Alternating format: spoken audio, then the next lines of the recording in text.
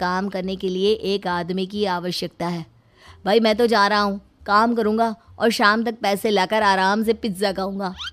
जा जा, तुझे कोई काम नहीं देने वाला, हम तो घर जा रहे हैं। चल भाई सुमित।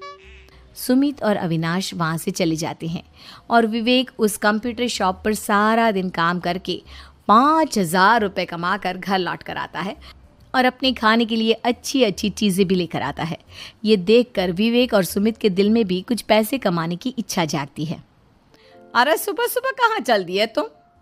मम्मी जी, एक बहुत अच्छी जगह मिली है। कंप्यूटर पर काम करने के 5,000 मिले थे कल मुझे। अगर रोज़ काम करूँगा तो पूरे 40,000 की तनख्वाह। अरे वाह, ये तो बहुत अच्छी बात है दामाद जी, आपको जाना ही चाहिए। सुमित और अविनाश विवेक को इस तरह तरक्की करते देखकर परेशान हो जाते हैं और वो दोनों भी काम की तलाश में निकल पड़ते हैं। धीरे धीरे उन दोनों को भी काम मिल जाता है। अब कावेरी के तीनों दामाद छोटी मोटी नौकरी करके अच्छा पैसा कमाने लगे थे। एक दिन कावेरी उन्हें अपने पास बुलाती हैं।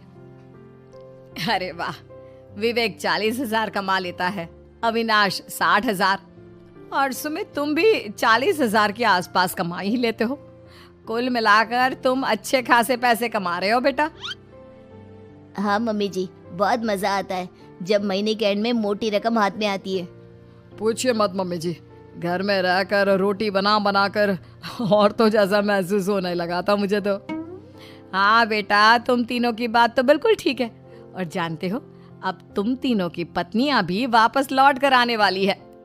लेकिन मम्मी जी, अभी तो उन्हें गए सिर्फ 2 महीने हुए हैं। आपने तो कहा था वो 4 महीने के बाद लौट कर आएंगी।